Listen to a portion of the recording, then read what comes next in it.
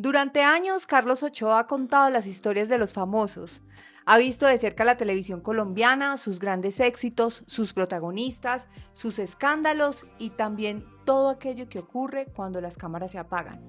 Pero esta vez quise cambiar los papeles. Quise saber quién es el hombre detrás del periodista, de dónde nace esa obsesión por la televisión y las telenovelas, qué ha significado construir una carrera contando la vida de otros, qué ha aprendido después de tantos años viendo la fama de primera fila y qué piensa realmente de la industria que conocemos hoy.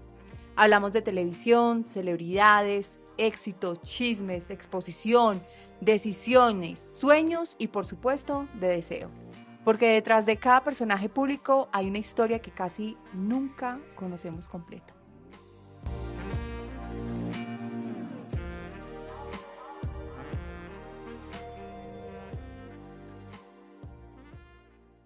Bueno, bienvenidos a un episodio más de Historia de un Deseo en colaboración con Acalorados. Estoy súper acalorada, literal, realmente, y estoy muy contenta porque pues estoy acá sentada con la Biblia de la televisión colombiana. Yo sé que ustedes han visto y han consumido seguramente mucho de su contenido porque a todos nos encanta toda la farándula y todos los chismes y toda la actualidad.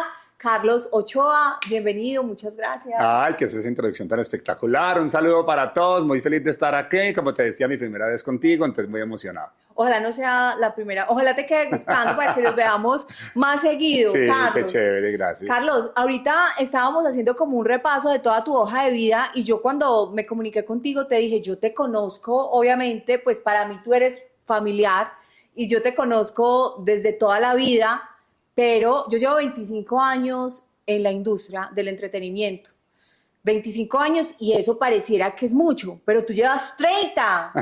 O sea, tú llevas 30 años.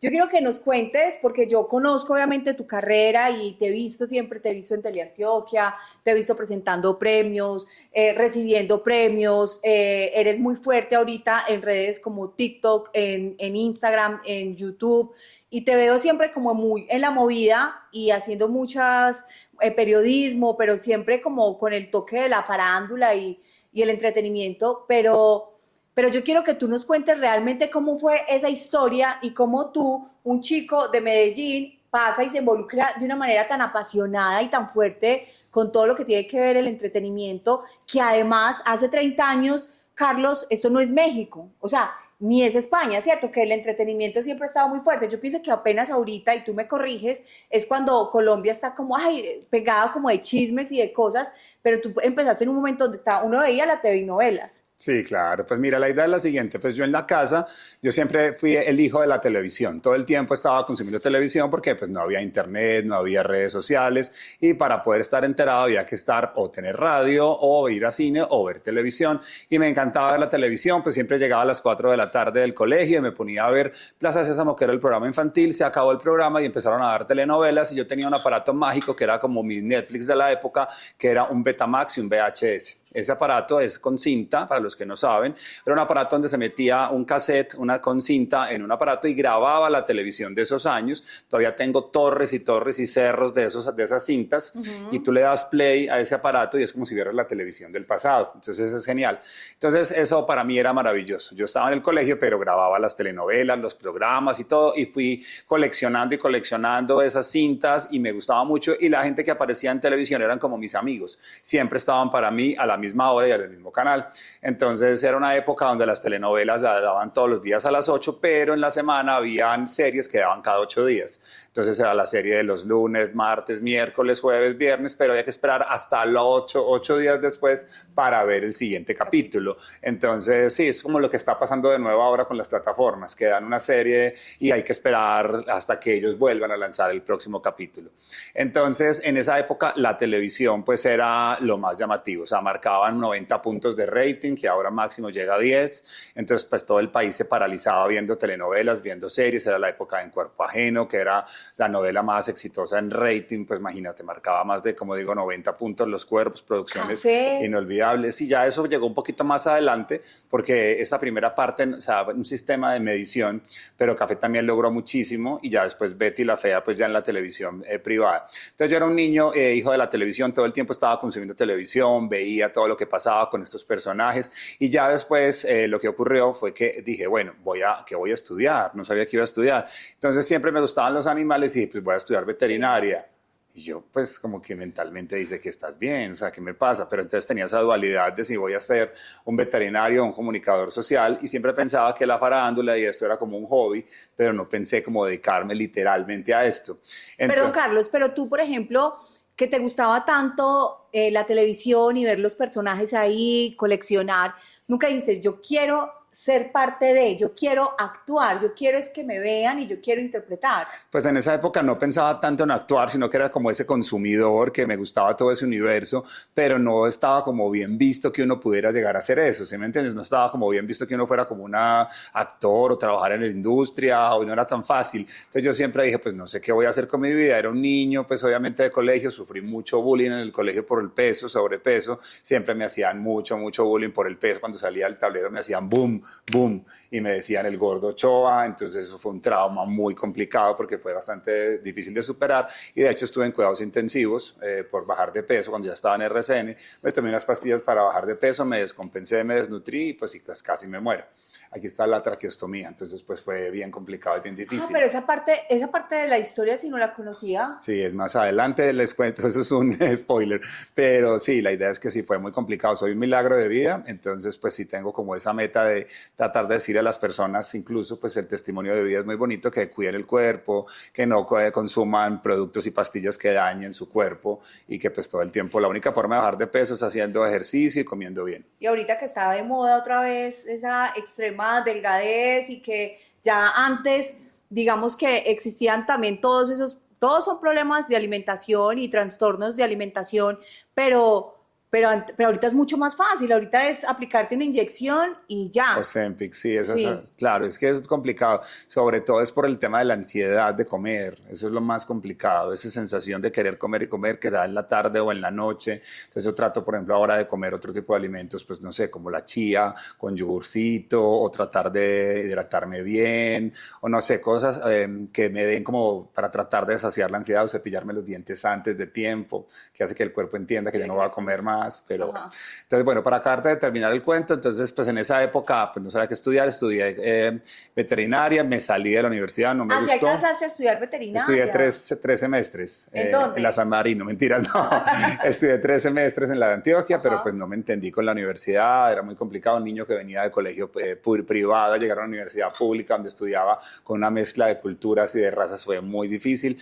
Y nada, entonces entré a Bolivariana, y desde que entré a Bolivariana me metí a los premios Ettores, que era una ceremonia que teníamos acá en Medellín, que era lo mejor, era una ceremonia de humor, que era de gala, con smoking, alfombra roja, limosinas, y era el evento más importante, con más estrellas que el cielo.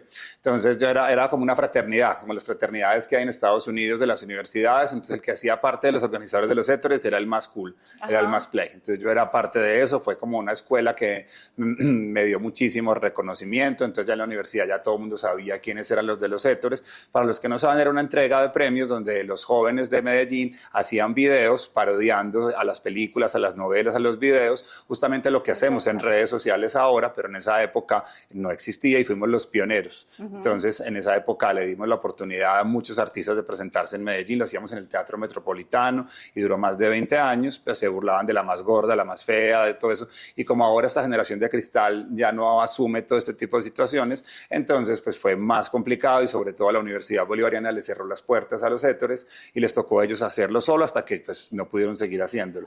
Yo les he dicho mucho que lo vuelvan a hacer y que premien justamente los trabajos o a los influenciadores con su contenido. Y bueno, entonces los premios Ettores fue tan exitoso que hasta los actores de Hollywood veían los videos que se hacían en Medellín. Entonces fue una locura. Y a los que estábamos en Ettores nos daban la posibilidad de abrirnos las puertas en el medio. Entonces tú llegabas a Bogotá a un canal de televisión y decías que era de Ettores, pues inmediatamente te abrían la puerta. Yo fui extra de Betty la Fea por eso. porque llegué a Bogotá a hacer los videos y entrevistas de Hétores y estaban en una cena de Betty la Fea, entonces terminé actuando con Armando, con Betty, con Nicolás, fue genial. Pues fue una cosa muy graciosa, pero fue chiquitico. Ajá. Pero pues imagínate, Tienes histórico. obviamente eso, me lo tienes que mandar, ese Claro, archivo, sí. para mostrarlo acá. Sí, fue muy chiquito, me veo así, incluso era muy gracioso porque estaba sentado acá y yo mirando a la cámara porque era mi primera vez y me decían, señor, por favor, no mire la cámara.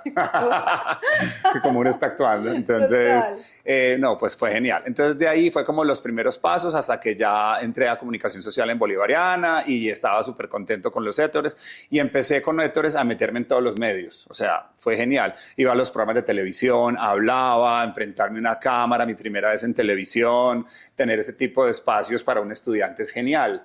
Obviamente el acento, pues así todo paisa, todo arrastrado, entonces había que, exacto, el trabajo, en qué cámara estás mirando, cómo estás, la situación, o sea, muy, muy bacana.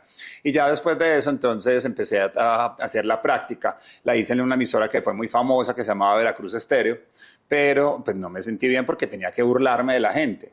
Entonces, pues nada, ellos hacen un trabajo genial, pero pues no, decidí renunciar a esa práctica y empezar a hacerla en Telemedellín. En el Minuto de Dios. No, okay. En Telemedellín. En Telemedellín. Y lo que sucede es que cuando entregué a Telemedellín empecé a hacer la práctica ahí y me dejaron. Yo hice 90 capítulos de un programa que se llamaba Navegantes, que era de Telemedellín, y yo enseñaba a la gente la llegada del internet a la ciudad. Entonces, uy, ¿eso fue qué año, Carlos? Imagínate, 2003. Navegantes 2003 era el correo electrónico y la idea era eso, enseñar, era como maestro, pero para que fuera divertido yo desde esa época ya estaba haciendo lo que yo hago ahora. Entonces si explicaba qué era Safari en internet, yo me disfrazaba de un explorador. Si explicaba cómo era el amor en internet, llevaba a una chica y nos metíamos a páginas de Latin Chat y de todo cómo era enamorarse, entonces la gente le gustó, le daban 2 veces a la semana y fue genial, hice un montón de capítulos y yo vivía feliz. Era como educar a la audiencia, a meterlo, porque claro, si tú lo haces desde una manera, en un tema que nadie conoce, que la gente cree que es súper complicado, pues la gente se cierra, pero cuando lo haces como de una manera interactiva y juguetona, en ese momento pues era... Claro, es que la alcaldía les dio computadores a la gente de las comunas y no sabían para qué funcionaba, entonces mi labor fue esa, enseñarles cómo funcionaba internet y decirles, oiga, eso no es tan aburrido, porque la gente tenía la idea que internet era súper aburrido, muy difícil de trabajar, de como manejar. Ahorita con la inteligencia artificial, que la gente se cierra y ya. No sabe, exacto. Entonces en esa época era genial, porque entonces yo me traía a los actores, le metía a farándula. Entonces, si tú ves, por ejemplo, era Ana Sofía Henao, Paula Andrea Betancourt, Tatiana de los Ríos, Adriana Arboleda, que eran las divas de esos años, todas estaban en mi programa, porque Medellín en la moda era lo más importante, el culto al cuerpo, las mujeres más voluptuosas,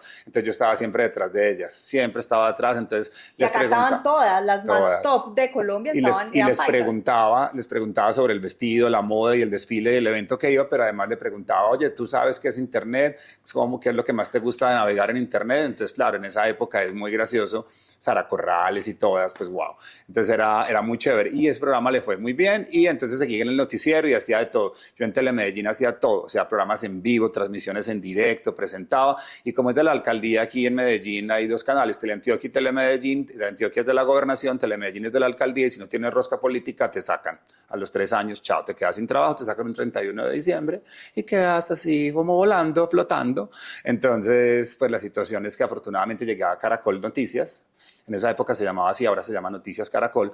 ¿Pero a Bogotá directamente? No, estaba acá en Medellín, como periodista de entretenimiento. En esa época había corresponsal solo de entretenimiento y duré solo una semana en Caracol Noticias porque me llamaron a Bogotá.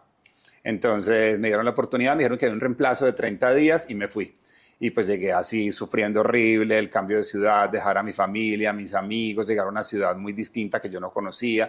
Llegué a dormir a la peluquería de Germán Palomino, que me recibió, y a la casa de Sergio Barbosa, y fue horrible porque la peluquería era un lugar solamente con vidrios en el frío de Bogotá, solo había como un colchón. Dijeron como, bueno, te puedes quedar acá, pero mira. No había ni siquiera papel higiénico, no había luz, o sea, yo era comprando velas, fue retraumático. Yo dije, pero ¿por qué estoy sufriendo eso si en Medellín tenía todo? ¿Por qué tengo que venir a sufrir esto?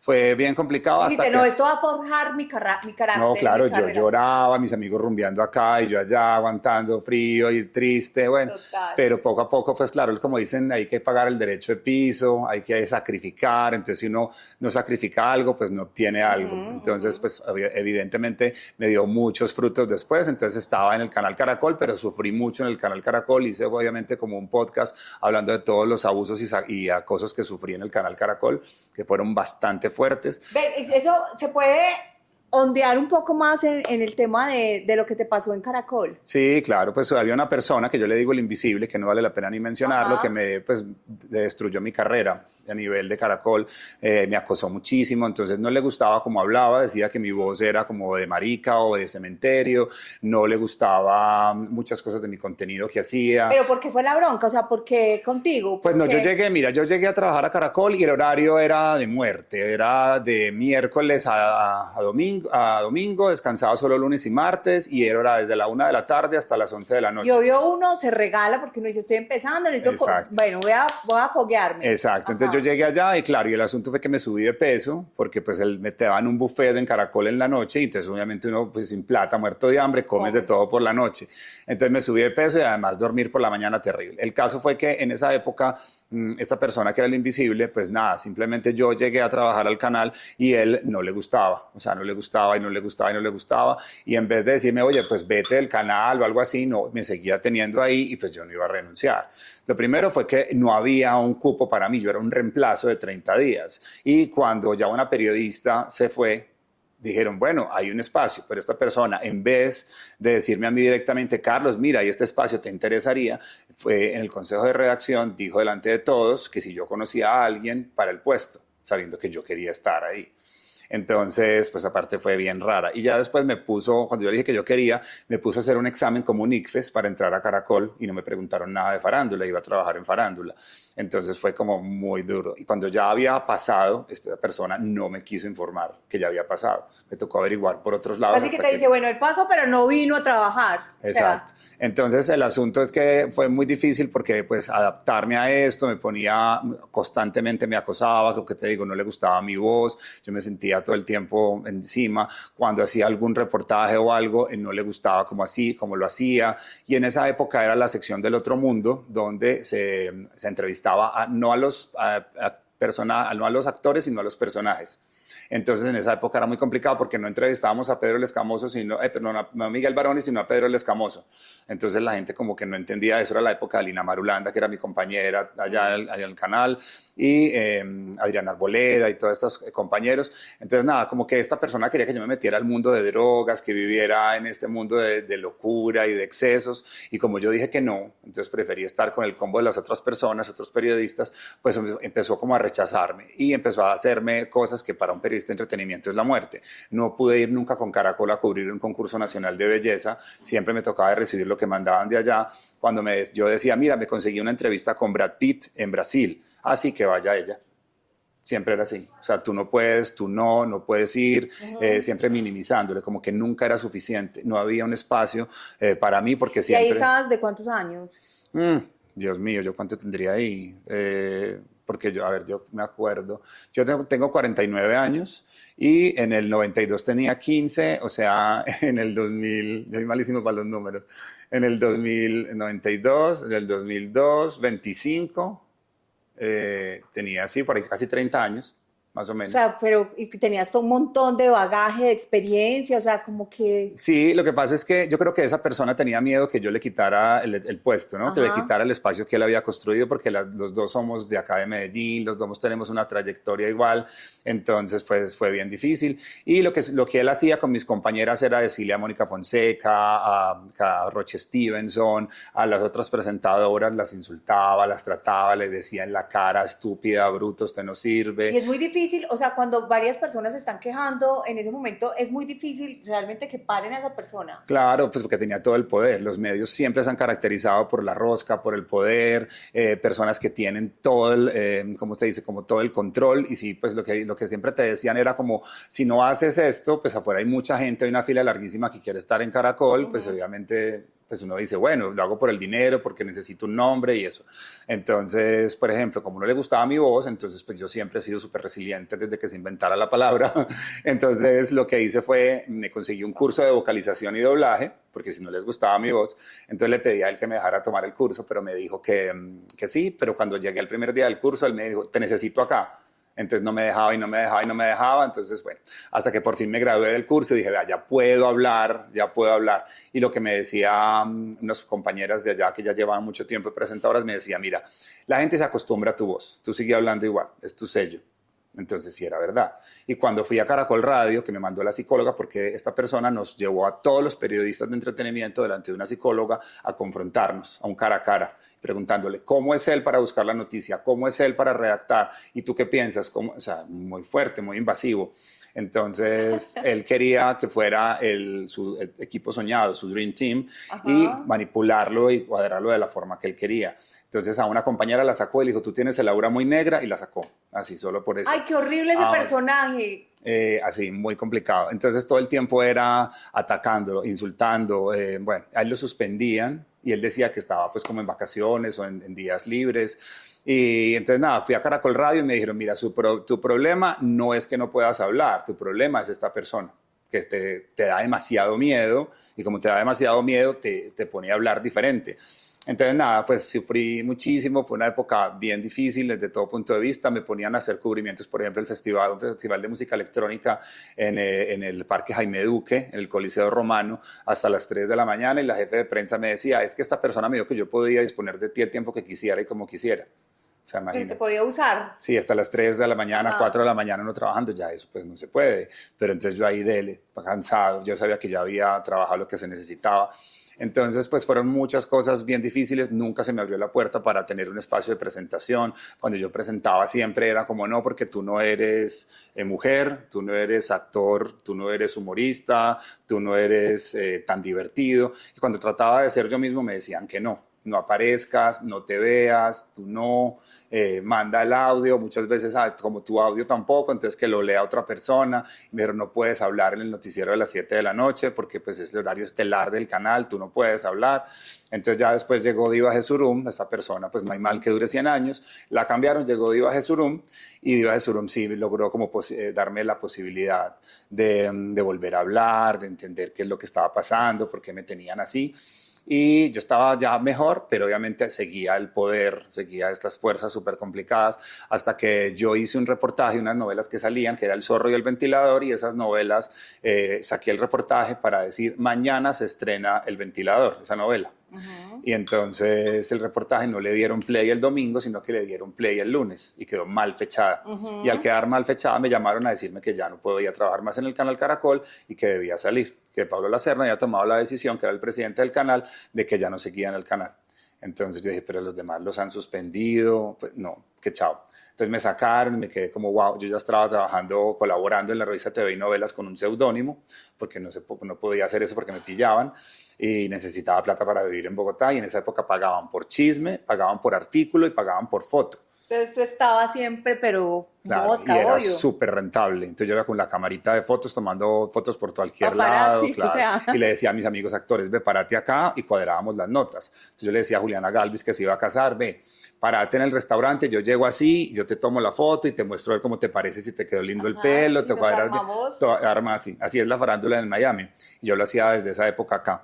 Entonces, después de Caracol y estar en TV y Novelas, logré pasar muchas hojas de vida a RCN, le pasé a todo el mundo y me dijeron que sí. Logré entrar a RCN, pero me dijeron, aquí no necesitamos presentadores porque tenemos las mejores. Pues estaba Carolina Cruz, estaba Andrea Serna, estaba Claudia Bamón, estaban todas, cuando ya todas están ahora en Caracol. Entonces entré a RCN en la época mejor de RCN, o sea, en los años dorados de RCN. Entonces era más o menos 2000, o sea, entre el 2007 me tocó La hija del mariachi, me tocó todos los éxitos. Chepe Fortuna, El man Germán, Corazón abierto, que es la novela con mayor rating, más que Betty la fea. O sea, me tocó pues la época más maravillosa y estuve en el canal RCN 11 años. Estuve, pues leí toda mi vida y yo soñaba siempre con estar en RCN. Pero en RCN también sufrí maltratos y abusos muy fuertes en mi contra y bueno, fueron bien difíciles. También grabé todo un video largo sobre eso. Pero tú piensas que, o sea, según obviamente lo que tú has vivido, eso y lo que tú conoces, eso es algo que uno puede pensar que sigue pasando todavía y que le pasa a la mayor parte de todos los presentadores, de toda la gente que decide pagar ese precio para poder estar en un canal con este nombre. Sí, lo que pasa es que, perdón, lo que pasa es que ya nadie quiere estar en un canal de televisión, Sí. ya todo el mundo quiere tener éxito digital. Lo que pasa es que los medios de comunicación dan estatus, pero no los ven. O sea, yo te digo, ¿te enteraste de la noticia? Sí, en digital, pero nadie ve un noticiero general, a menos de que sea la transmisión o algo así, pero ya nadie lo ve. O sea, ya un periódico, ya nadie lo compra, una revista no la compran, entonces todo el mundo está informándose por el celular. Ajá. Yo veía un desfile de chicas lindas, exreinas, modelos, que todas querían estar en la sección de entretenimiento, ser periodistas, pero no duraban precisamente por eso, porque no aguantaban esta presión, no aguantaban eso. Y mucha gente decía, yo no sé cómo haces para soportar tanto, y era muy complicado. Al comienzo en RCN todo era maravilloso, pero pues con esa bienvenida que yo jamás iba a poder ser presentador de RCN, pues fue difícil. Y fueron 11 años. Claro, luchando, intentando, pero no, lo mismo, si eres hombre no puedes estar. Si no eres... Si no eres un hombre, o sea, un hombre de entretenimiento, eso jamás, eso no lo podemos lograr. Entonces poco a poco, mira, Sergio Barbosa se fue metiendo, varios chicos, pero siempre que había un hombre presentando, chao. Porque en esa época era la sección de entretenimiento, empezaba con la cara de Cristina Hurtado en primer plano de los ojos,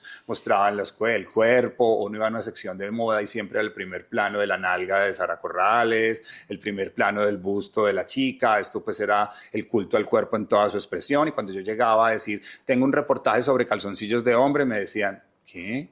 O sea, no, por favor, entonces nos tocaba decir, no, es que son calzoncillos que tienen relleno. Y para poder sacar ese reportaje me tocó entrevistar a toda la farándula nacional preguntando, ¿tú te pondrías calzoncillos de relleno o una mujer? ¿Qué pasaría si te metes con un hombre que tiene relleno en el calzoncillo? Entonces, claro, eso sí, ahí mismo todo el mundo lo quería mirar.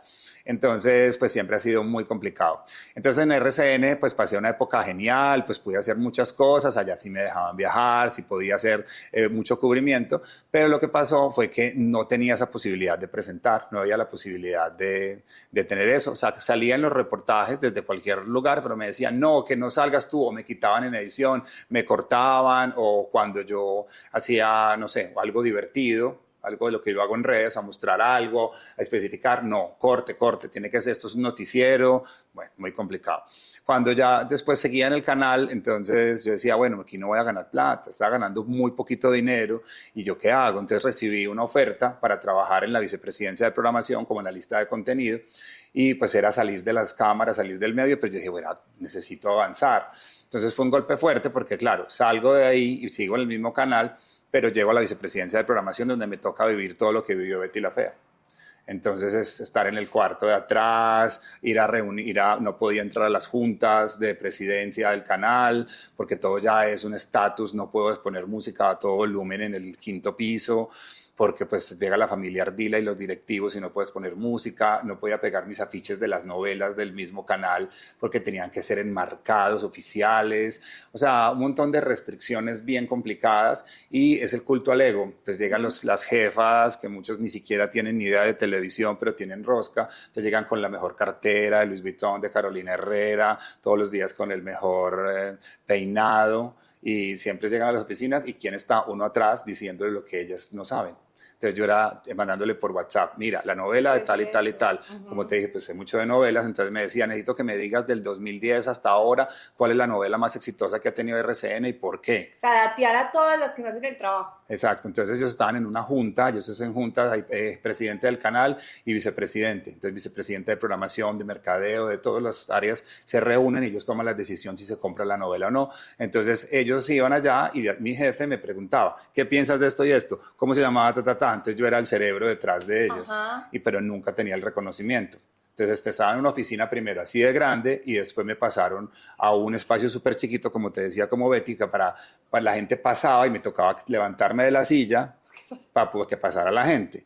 Entonces siempre era muy complicado, fue muy difícil y muy complicado entender eso. Gracias a Santiago Giraldo, que es presentador de RCN de NTN24, él habló con los jefes que yo tenía y dijo, mira, quiero que Carlos se encargue de las novelas en la sección de entretenimiento para volver. Santi me puso corbata y yo decía, pero ¿por qué corbata? Pero, igual, yo decía lo que me decía.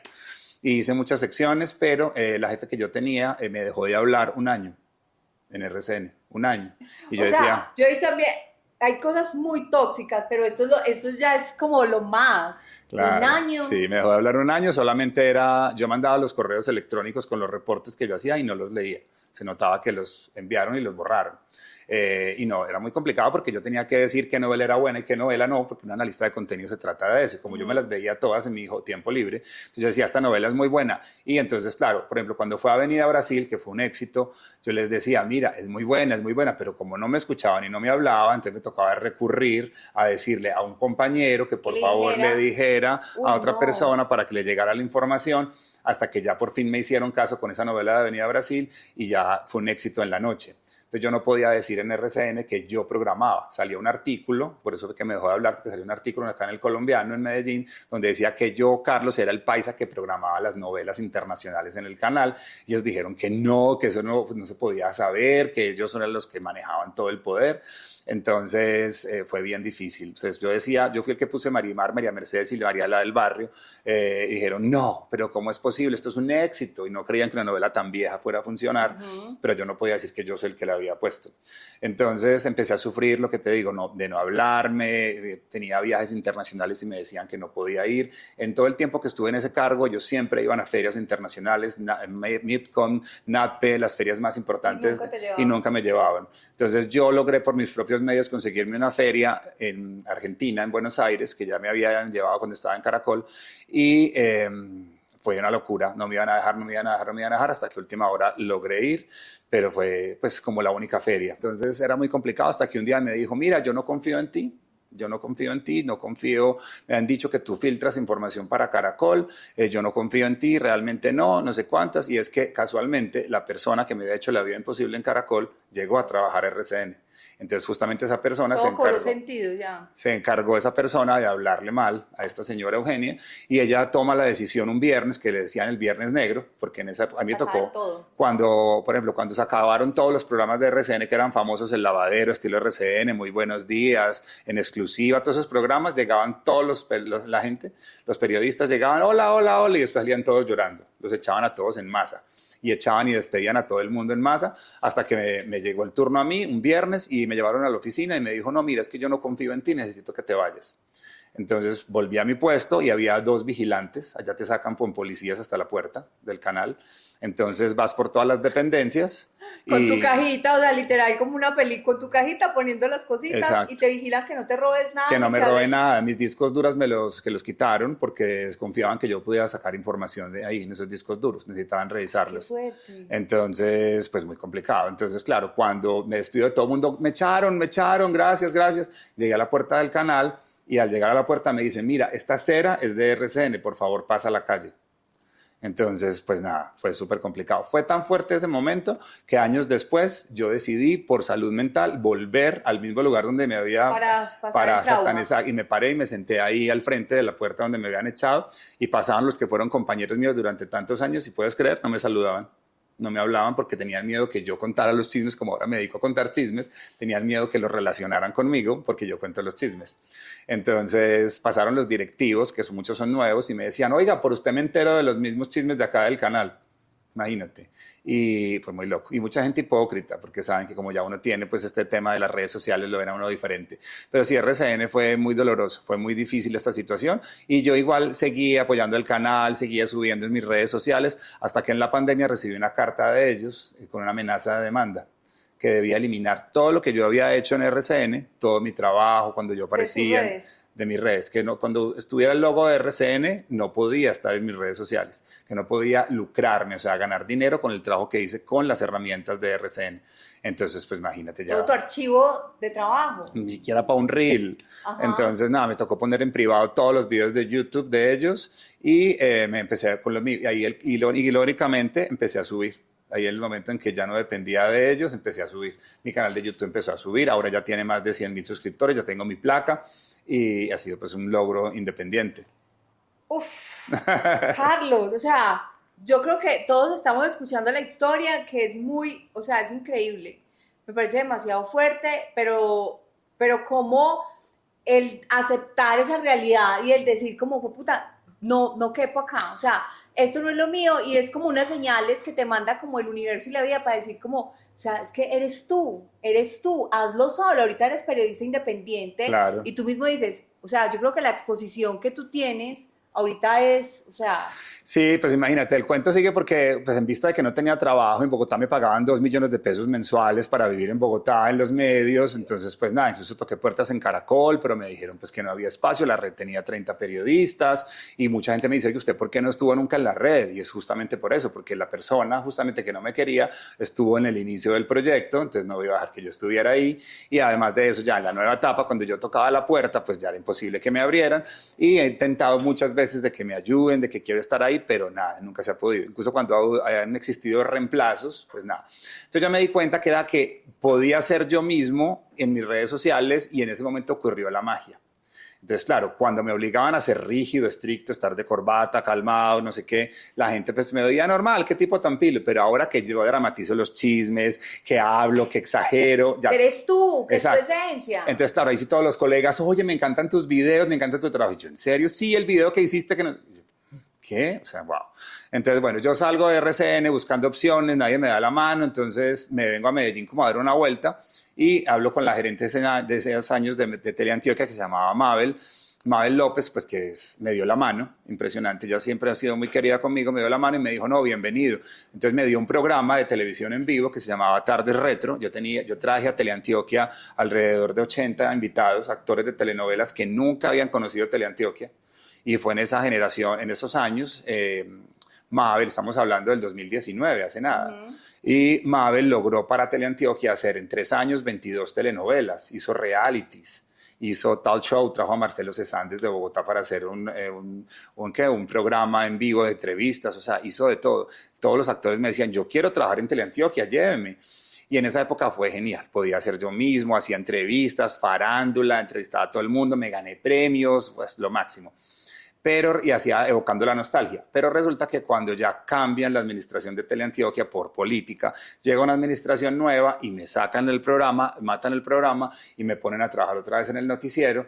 Y entonces ya era, imagínate, otro noticiero y otra vez hacer farándula en una ciudad que aquí en Medellín hay farandulafobia. ¿Tú sabes qué es la farandulafobia? Es el odio a la farándula. Aquí los medios de comunicación tradicionales odian todo lo que tenga que ver con farándula. Pero todo Medellín es súper farandulero. Pero los medios de comunicación los medios no quieren, claro. No, o sea, yo le decía a ellos, mira, ¿qué prefieres? ¿Sebastián Yatra cantando en los Oscar o una exposición en una galería de arte en el Poblado? Entonces, no, vete. O Doña Maruja, que tiene 100 años vendiendo empanadas en Manrique. Ay, no, la historia de vida de Doña Maruja, habla con ella. Y a mí me da, mira, yo tiemblo tener que entrevistar a Doña Maruja en Manrique. En cambio, entrevistó a todos los más famosos, a Karol G, Balvin, Maluma, todos los he tenido al lado, Victoria Rufo en Televisa, y fui a los foros de Televisa en México, los estudios, y los actores me reconocen. Brandon Peniche, el hijo de Arturo Peniche, paró la novela y dijo, miren, acaba de llegar Carlos, que es la persona que más sabe de telenovelas en Colombia. Y yo, eso fue wow, ¿sí me entiendes? Que me vean así de esa manera, pero aquí en Colombia no. Y menos en mi ciudad. Sí, les importa. Cuando yo digo que yo colecciono telenovelas, hacen una cara de como, ¿qué? ¿Este man qué? ¿Qué le pasa? ¿Qué loco? Yo siento que mi ciudad no habla mi idioma. Pero ¿sabes por qué? Porque eso es lo que te iba a decir. ¿Tú no sientes que de pronto... O sea, sí debe haber un grupo de personas que vibran igual que tú y que les gusta y que entienden la importancia de, así como tenemos periodismo especializado en fútbol, en historias de vida, bueno, en lo que es de todas las categorías también hay una parte de entretenimiento que Medellín todavía quiere decir como no, somos muy culturales. Es como una apariencia. Pienso yo que quiere seguir guardando Medellín, los medios de Medellín. A mí me pasa igual. Yo trabajo con el entretenimiento para adultos, pero también es como aceptar, y a mí me pasó hace muchos años que yo hacía un magazine de sexo acá, y lo llevo a Cosmovisión y me lo emitieron 2 veces y la otra vez me dijeron, no más, es que esto no va. Yo digo, pero yo no hablo cosas así, solamente hablo de temas sexuales con un psicólogo, era muy educativo y me lo sacaron porque era como, no, eso en Teleantioquia, esos temas están prohibidos y es como que te van cerrando la misma ciudad, tu propia ciudad. Claro, es que me decían, por ejemplo, ahora Cristina Gainer, la voy a entrevistar, no, porque ella está en OnlyFans. Entonces, imagínate, no importa su trayectoria, su carrera, nada, pero eso es una mala imagen, los niños están viendo, esto no se puede. Pero hay una parte que yo te quiero preguntar, pero entonces, ¿por qué ahorita, con la democratización y con las redes, cualquier persona, y eso lo hablamos mucho en este podcast, y es, antes para tú poder trabajar en medios audiovisuales, tú tenías que estudiar una carrera, tener rosca, o sea, camellártela de verdad y pagar el precio que tú lo pagaste, yo lo pagué también. Muchas personas que estamos ahorita en los medios pagamos ese precio duro de aguantarte muchas cosas, trabajar extra para poder hacer algo. Pero ahorita tú ves y hay alguien que no tiene talento, que de pronto no tiene ese mismo, y ya es súper famoso y factura, y ahí hay como una cosa muy contraria. ¿Tú qué piensas de eso? Pues es muy gracioso porque, claro, o sea, mira, yo llevo ya tantos años de trayectoria y entonces, claro, uno es periodista y yo tengo la información. Entonces, cuando veo que hay personas que no tienen educación, que no tienen ni idea, aparecen en una cámara y se mueren de risa, están mal presentados, no investigan, dan información falsa. O sea, a uno le da mucha tristeza porque, claro, el periodismo de entretenimiento ya está muy perrateado. O sea, cualquier persona, no tienes que estudiar comunicación. Periodismo, nada. No, de hecho, en Bolivariana me contaron que quitaron las materias de televisión porque ya no les interesa televisión, imagínate, cuando para mí eso era lo más importante. Yo estudié allá porque había televisión. Entonces, claro, ahora cualquier persona lo hace y es muy doloroso y muy triste. Entonces, lo que yo hice, en vez de pelear con el mundo real, pues me adapté. Entonces, lo que yo hice fue, si lo que se ve ahora son las redes sociales, si a la gente le gusta que yo cuente las noticias y los chismes de esa manera, pues me adapté, porque yo no podía nunca editar un reportaje con imágenes por corte. Entrevistas por corte, siempre era con disolvencia, no hay que, yo ahora ya es como les gusta a ellos ahora, entonces por corte a la carrera en 1 minuto y medio o menos, tratando de empezar. Yo antes tenía que decir, hola, ¿cómo estás? Soy Carlos Ochoa, ya ahora es de una vez, que te acostaste con tal y cómo fue tu pelea por ese hook, por ese gancho. Eso pues no, antes no, y hago un video súper largo y al comienzo tengo que poner una imagen del personaje hablando, pues como es ahora en redes, eso no era nunca visto. Y utiliza, o sea, el formato, por ejemplo, horizontal versus el vertical, eso no se podía mezclar, ahora ya se mezcla, se importa, total. Ya se rompieron todas las reglas de lo que uno estudió. Entonces, en vez de ponerme a pelear, como muchos que se quedaron peleando, no tienen trabajo y no se han podido adaptar, a todos los van sacando, a todos los van echando de las empresas y yo veo en fila cómo van saliendo. Y muchos me preguntan, ¿usted cómo hizo? Deme clases. Dígame, ¿cómo hizo usted? O sea, claro, imagínate, toda la gente de mi generación de 49 años está en la casa con esposa, con hijo, o pues incluso periodistas que trabajaron conmigo en entretenimiento, ya jamás volvieron a hacer eso, nunca lo volvieron a hacer. Entonces, claro, vemos una triste noticia y es que, claro, los personajes, los actores, los influenciadores se enfrentan a gente que no tiene ni idea y le hacen unas preguntas terribles, precisamente porque no tienen preparación y no tienen estudio. A mí me tocó, ha sido muy interesante la migración que también tuve de pasar, que los famosos de la generación eran los actores de las telenovelas y las reinas y ahora son influenciadores. Entonces ya me volví súper amigo de los influenciadores, los entrevisto todo el tiempo, me la paso hablando con Gina Calderón, que hoy un evento donde está Valentino Lázaro, que Karina García Oficial me invita a un evento. Entonces yo voy contando todo y los entrevisto, les pregunto, saco. Entonces ha sido genial, o sea, darme cuenta que, claro, mientras que hago un video con ellos y se dispara, por ejemplo, hice un video hablando de Alexa y 1 millón de visitas en mi TikTok.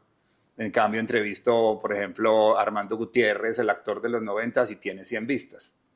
Entonces a uno le duele mucho, porque claro, para un coleccionista de telenovelas duele mucho, pero lo que hice fue transformar. Adaptarte a la tecnología y a la época y a lo que estamos, total. Entonces toca así, pero ha sido bonito, ¿sabes? Ha sido bonito y tratar de verlo de una forma diferente. Entonces a esas personas que no las ven casi, trato de sacarle preguntas divertidas o hacer un top 5 de sus novelas del pasado. Y lo que me ha funcionado mucho en TikTok, ¿sabes? Es como decir a la gente de la generación nueva como, oye, ¿sabías que existía una telenovela donde 2 mujeres estaban desnudas haciéndose ungimientos y fue la novela prohibida que teníamos que ver por un erótico que era Los pecados de Inés de Hinojosa? Literal la teníamos que ver, yo me hacía debajo de la puerta y mi mamá me regañaba. Exacto. Y me sacaba y era el misterio. Exacto, entonces cuando digo eso, cuento que había novelas de terror en Colombia, novelas de suspenso, que había novelas, o sea, demasiadas cosas y el realismo mágico, que había, por ejemplo, niños que hacían levitar los carros, las Stranger Things de las telenovelas en Colombia, que había un muñeco de peluche en La Guajira llamado Guriguri, que había, o sea, un montón de cosas extrañas en la televisión. La nueva generación le gustó y por eso fue que subí en TikTok, porque pues todo esto empezó en pandemia en TikTok, entonces nada, yo dije pues voy a empezar a bailar, a hacer videos, pero eso me quedaba rarísimo, entonces empecé a cantar las canciones de las telenovelas, La Usurpadora o Alcanzar una estrella, todo eso, y decía no, pues no tiene éxito. Entonces empecé a contar esos chismes, dije yo voy a hacerlo porque a mí me gusta. Entonces yo empecé a contar actores que dejaron tiradas las telenovelas o fueron reemplazados. Y los actores me llamaban, pero ¿por qué dijiste eso? ¿Cómo que? Claro, en cambio se empezó a subir. Entonces decía, parte 1, parte 2, parte 3. Entonces empezaba a subir eso. O 30 fracasos de RCN. O así, o sea, como me dijeron que yo filtraba la información en RCN, ahora sí con todo y me dieron la idea. Entonces empecé a contar todos los chismes y lo que todo el mundo en la industria mía murmuraba, yo la conté y lo hice público. Entonces todo el mundo dice, ay, pero te van a cerrar las puertas de todos lados. Pues ya me las cerraron. Sí, total, ya no, ya voy a monetizar esto. Ya, exacto, total. Ya me la cerraron, pues o sea, no, o sea, te lo juro, es muy complicado porque ya no me veo como en esa época trabajando hasta la 1 de la mañana, haciendo cubrimiento hasta las 3 de la mañana, trabajando sábados, domingos, festivos, un 24 de diciembre, un 31,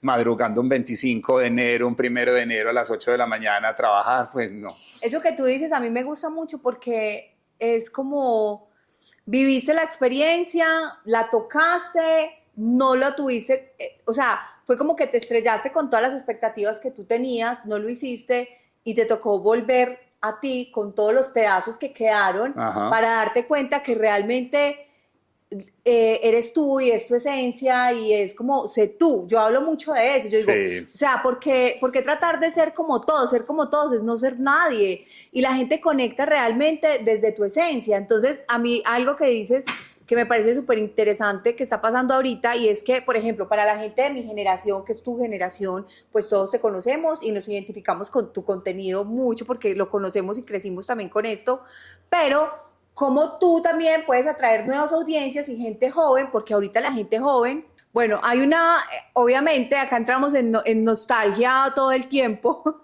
cuando hablamos de cómo se hacía antes, el entretenimiento, de cómo se hace ahora, obviamente yo creo que todo tiene una ventaja muy grande y es que ya hay un camino que se puede ahorrar mucha gente y que si alguien es piloso y es constante, es disciplinado, que obviamente esto es de mucha disciplina, puede alcanzar el éxito y le puede ir bastante bien y puede monetizar y puede vivir de esto. En nuestra época, que alguien viviera de los medios, de hacer televisión, eso era algo absurdo. O sea, a mí me tocaba salir y vender mis propios episodios, tocar la puerta, decir, mire, es que tengo este programa.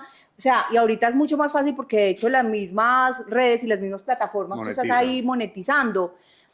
Ahorita es bueno porque tú también puedes llegar a cierto, digamos, como público y es esa gente que ahorita también los jóvenes quieren las cosas físicas, dicen, no, ya estamos mamados de lo digital, conocemos todo lo digital, pero cuando tú dices, mira, la música ya ahorita se consume y se compra también física. ¿Cómo haces tú también para conectar? Que estás en un punto muy interesante porque tú puedes conectar la gente de tu época o de nuestra época, pero también atraerte con toda tu historia, con toda tu experiencia, con todo lo que tú sabes a la gente de la época, digamos, como o más joven. Pues mira, yo tengo 49 años, pero me siento súper joven. Justo esta semana estaba en un Uber y el chico conductor de Uber era un pelado muy joven y estaba poniendo una canción y empecé a hablarle. Oye, esa canción no la había escuchado desde años y tal, y empecé a hablar y hablar y hablar, y es que y empecé a hablar y era su idioma. O sea, alguien de mi generación que habla con una persona así, pues no podría hablar nada, no sabía quién era BL, no sabía qué pasó con, pues, o sea, yo tuve una polémica fuerte con Aida Victoria Merlano, entonces, pues, no sabría quién es Aida Victoria Merlano, ¿sí me entiendes? Son todas esas polémicas, porque yo me paso de polémica en polémica, en polémica, en polémica, entonces ahora las redes sociales, si tú no tienes haters, pues no eres nadie, no existes, entonces yo por eso obviamente he tenido también esas polémicas, muchas polémicas y muchos escándalos, me agarré a pelear con Lina Tejera, me agarré a pelear con Aida Victoria, me Pero agarré a pelear. ¿por qué lo haces? ¿Porque tú defiendes mucho tu causa o porque tú sabes que definitivamente es necesario para poder estar ahí como en el radar? Pues yo creo que son las dos cosas definitivamente, porque obviamente yo defiendo el periodismo de entretenimiento a capa y espada y justamente eso ha sido mi bandera. Y lo más loco y lo más ilógico es que pues en vez de entrevistar a Aida Victoria, que ella me hable de su vida, de su carrera, de lo que está pasando en Buena Onda, ese video lo subo a mis redes sociales y pues lo verán máximo 50,000 personas. Pero si hago todo un video reaccionando a que Aida Victoria Merlano me dejó 2 horas parado en la Feria Expo Belleza y quien no me quiso dar la entrevista, se disparó más de 1 millón de visitas. Y claro, salí en todos los medios de comunicación, Carlos Ochoa versus Aida Victoria Merlano. Entonces ahí es cuando uno dice como, oye, qué increíble, o sea, pues no vale la pena, prefiero agarrarme a pelear con todo el mundo que hacer entrevistas. Pero no, pues sigo haciendo mi trabajo, pero no me quedo callado. No me quedo callado porque me da mucha rabia que la gente ahora crea, pues que primero que no se valore la trayectoria. Y lo que yo te decía, pues aunque tenga tantos años, pues yo sigo siendo súper joven de espíritu. Entonces yo todo el tiempo pienso como joven, quiero hacer cosas de joven, quiero, o sea, me monto en motos, hago locuras, no tomo, pero sí todo el tiempo estoy pensando de una forma más juvenil y estar todo el tiempo a la vanguardia. Y obviamente para estar en la vanguardia del periodismo de influenciadores es un camello, porque tienes que saber quién peleó con quién está saliendo con quién, pues cuál es el problema entre ellos, porque yo le preguntaba a un actor cómo es tu personaje, qué proyectos vienen, pero a un influenciador tengo que preguntarle, ven, y tengo que saber que él ya peleó con ese influenciador hace tantos años, que se arregló, que participó en este reality, pero que además al lado de nosotros está llegando otra persona que él odia. Yo tengo que saber que él odia a la otra persona para cogerla. Uy, eso me ha parecido dificilísimo. Yo en medio de entrevista con un influenciador y al lado pasando a alguien que odia y yo no sabía, sigo entrevistando, le hablo, va a cambiar la cara. Los junto. Obvio. Y además responden como, siguiente pregunta. O sea, yo no te voy a hablar de esa persona. Incluso, o sea, a veces en el escándalo son capaces de dejar el micrófono parado e irse. O sea, ahí puedes esperar cualquier cosa. O sea, es la feria de no hay respeto, no les importa nada, no hay valor desde ese punto de vista. Entonces, lo mismo que yo te digo, en vez de pelear con ellos, pues me meto en su mundo y también hago el tema. Cuando Alexa se desmayó en su evento acá en Medellín, Alexa Torres, pues yo dejé el micrófono al lado y me fui a ayudarle a cogerla porque nadie quería ayudarle. Los demás influenciadores pensaban que era un show de ella que se había desmayado y yo me fui a comprarle comida. Entonces, claro, por eso el video se volvió viral a 1 millón de visitas porque yo conté lo que me pasó con ella y que Tevi no la quiso ayudar. Solamente se rió cuando estaba al lado. Entonces, es como que ese tipo de cosas yo me adapté y me metí en ese barco. Entonces, claro, ya cuando estoy con los influenciadores ya no me siento como mosco en leche, ya estoy más adaptado. Entonces, lo que te quiero decir es que he tratado de tener un contenido para todos los públicos. Sigo hablando de las novelas, voy a un especial de María la Caprichosa, que es la novela que está al aire en Caracol, cuento qué es lo que pasa en la novela, entrevisto a los actores, hago mi crítica, pero la generación de ahora me enseñó a decir las cosas como son, a no decir mentiras. Entonces digo, la novela es malísima, salgo con un hueso de perro diciendo, esta novela es un hueso, y salgo a decir que es un hueso, porque es mala. Entonces eso le encanta a la nueva generación y dirán, ve, ¿será que vamos a ver esa vaina? ¿Por qué será tan mala? Entonces mucha gente me responde y me dice, tú dijiste que era mala la novela, porque tú lo dijiste, yo no me la voy a ver. O si dijiste que era muy buena, ya mismo empecé a verla. Lo que te estaba contando ahorita de esta novela de este chico que hizo una novela él mismo para YouTube, solo para YouTube. Y entonces, claro, yo empecé a recomendarla y mucha gente me dijo, no, buenísima tu recomendación, espectáculo, no sé qué. Pero a muchas personas, mi mamá y mucha gente dice, no, yo jamás vería una novela donde un hombre está de barba interpretando a una mujer. Entonces todavía está ese conflicto social. Pero sí creo que las redes sociales permiten todo. Hay muchas cuentas virales de la nostalgia, del pasado. Hay un amigo que se llama JC Televidente que hace lo mismo que yo y él tiene 1 millón de seguidores en TikTok hablando de las novelas. Y los videos que más funcionan a él y a mí son cuando hablamos, por ejemplo, cómo era la televisión en el 99, qué se veía, lo que yo te decía. ¿Quiénes son? Por ejemplo, yo hago unos videos que dicen, por ejemplo, galanes otoñales, que para nuestra generación eran los más galanes y ahora están en la inmunda.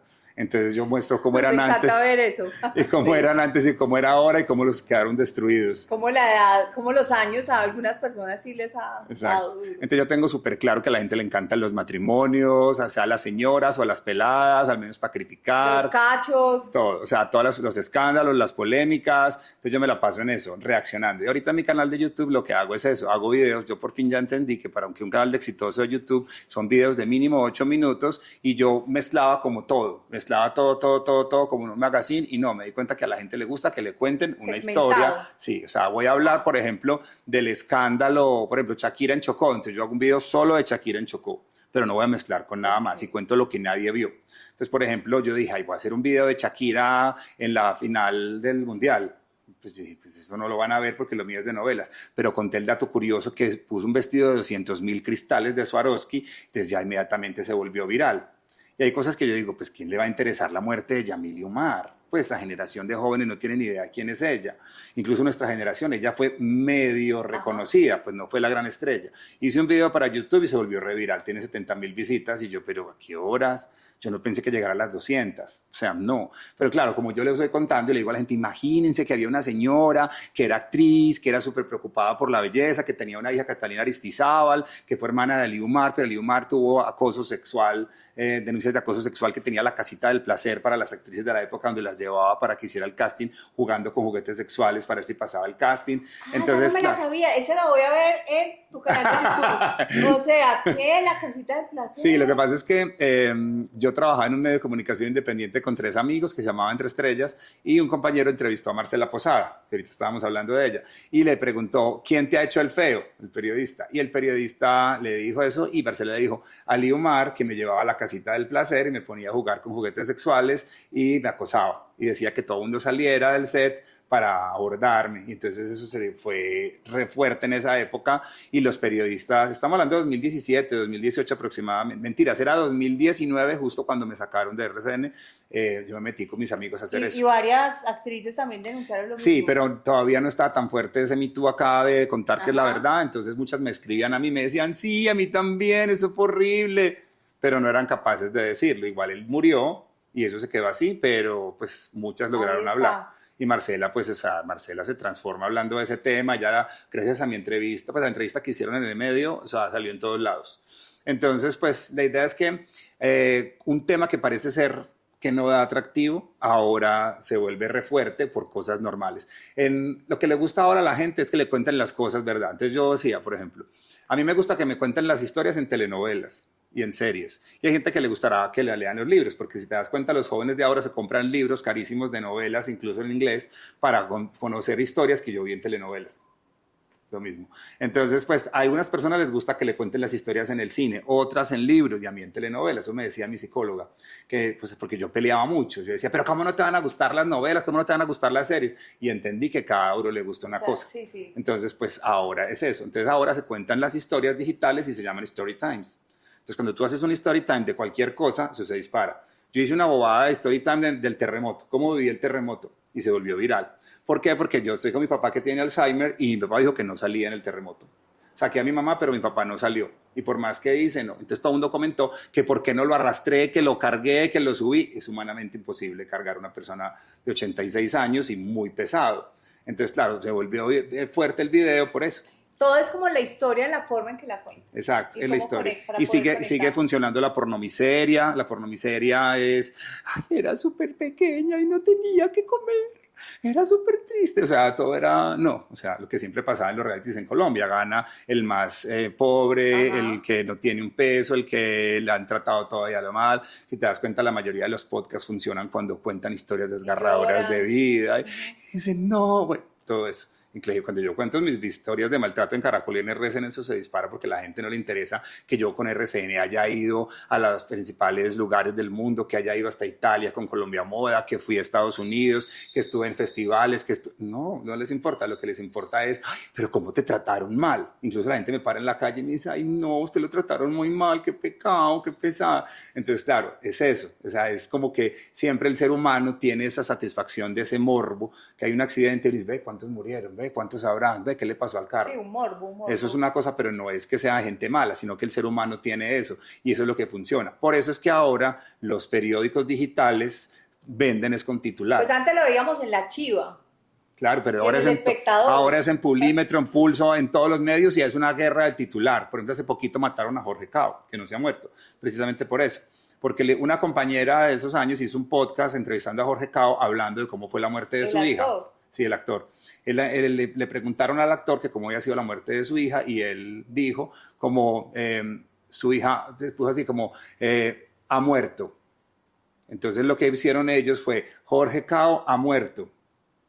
Cogieron el titular y lo cambiaron, entonces claro, yo inmediatamente, ¿cómo así que se murió? Pero yo no estoy de acuerdo con eso, o sea, de esa forma de comunicar. Yo sé que, o sea, a algunas personas les gusta, pero horrible. A mí me parece horrible. Claro, entonces tuvo que salir a decir que no estaba muerto, pero es que ¿qué pasa? Es entendible porque es gente que no tiene dinero y encuentra en ese tipo de posibilidades pues la forma de ganar dinero. El muchacho, por si tú vas a trabajar en este momento en un medio digital, te dices tienes que hacer 17 artículos diarios. Entonces humanamente un periodista no puede hacer eso. Entonces ¿qué tiene que hacer? Inventar. La liendra se sacó un moco. Luisa Fernanda W. Hizo polémica en Colombia Moda. Yo no sé quién se pintó el pelo y no le queda bien ese color. Exacto, cosas así. Entonces, por eso el periodismo se volvió tan superficial. Antes teníamos fama de superficial, ahora el triple. Ay, pero qué tontería. Entonces, cuando yo voy a conocer a alguien, a un amigo, a una persona, como para tener un interés sentimental, dicen, tú eres periodista de entretenimiento. Como, ay, qué estupidez. O sea, no como que entonces yo digo, frívolo. exacto, como que yo digo, mi psicóloga, o sea, que entonces no puedo hablar nada de lo que yo hablo o que hago, porque entonces pues se No, va yo a ir. pienso que la gente tiene que empezar, o sea, como que hay un estigma. A mí me pasa con la parte sexual, como trabajo en la industria. Claro. Entonces la gente siempre tiene como un estigma y se acerca y es como, o me empiezan a hablar y yo digo, no, la gente tiene que empezar a separar la vida real del entretenimiento, porque yo también digo siempre, lo que yo trabajo es una categoría más dentro del entretenimiento, así como hay deportes, como hay terror, como hay cultura, como hay no sé qué. Esto, la parte del entretenimiento para adultos, es una rama más de entretenimiento. Cada quien vive como su sexualidad, la gente se imagina y estigmatiza mucho, pero también el mundo sexual de cada quien es como todo un universo. Pero a veces yo me encuentro con gente, Carlos, que tiene una vida sexual muy plana y aburrida, y yo digo, hay tantas maneras, y me dicen, ay, André, pero ¿yo qué hago? Yo digo, hay de todo, o sea, desde lo más básico hasta puedes pasar por todo un universo, pero de eso se trata precisamente, y es como de disfrutar y de experimentar, y bueno, eso sería ya como para otro tema, hablar de temas, sí. Hablar de estos temas tan ricos y miren, pero tengo un regalo para ti, eso es un Ay, gracias, ay, gracias. Mira, pero sí es para ti, no, es para ti, era es de por verdad. Molestar. ¿En serio? Es de verdad, o sea, a ver si podemos mirar. Ay, era un chiste. No, mira, esto es como un juguete para los hombres, que a veces los hombres dicen, bueno, para los hombres no hay como casi opciones, ¿cierto? Diferentes donde puedan disfrutar con... Además creo que también se puede poner música, tiene distintas velocidades. Tan divertido. O sea, como para que practiques y ensayes a ver como nuevas sensaciones, a ver cómo te va. Obviamente, esto tiene que tener un buen lubricante. Este es un lubricante íntimo, inoloro, hipoalergénico y es ultra sensible. Eso también lo pueden encontrar dentro de mi tienda Instinto. ¿Cómo se llama? Mi tienda se llama Instinto y eso se llama Elixir y es un lubricante ultra sensible. ¿Y dónde se puede comprar? ¿En tu tienda? En mi tienda se puede comprar, pero también está en diferentes puntos de venta en todo el país. Lo pueden conseguir también en diferentes farmacias. Pero me gusta que sea piel sensible, ¿sabes? Porque muchas personas somos piel sensible y me parece interesante porque muchas veces le da a uno como algo de ardor o algo así en la piel, entonces me parece genial. No, pero los lubricantes de Elixir y los que van a encontrar en Instinto son todos hipoalergénicos, sin olor, sí, hay unos con sabor, pero esto es sin sabor, y bueno, y es para piel sensible, para que luego me cuentas cómo te va con este, a ver, mostremos por favor. Aquí está, genial, se ve súper chévere, se llama Intimate Lubricant Sensitive Skin. ¿Cuánto llevas con tu tienda? Cuéntame. Con mi tienda llevo 20 días, imagínate. Ay, no, ¿cómo así? Esto es el estreno, qué chévere. Estás estrenando también. ¿Y por qué Elixir? Elixir es la marca de varios lubricantes y de varias, como de cosmética. La tuya se llama como Instinto. Instinto, ¿por qué? Instinto, porque a mí me gusta que la gente, porque todos tenemos esa parte instintiva, pero a la gente le da miedo como explorarla, ¿sabes? Entonces también mucho del contenido que yo hago es como explora.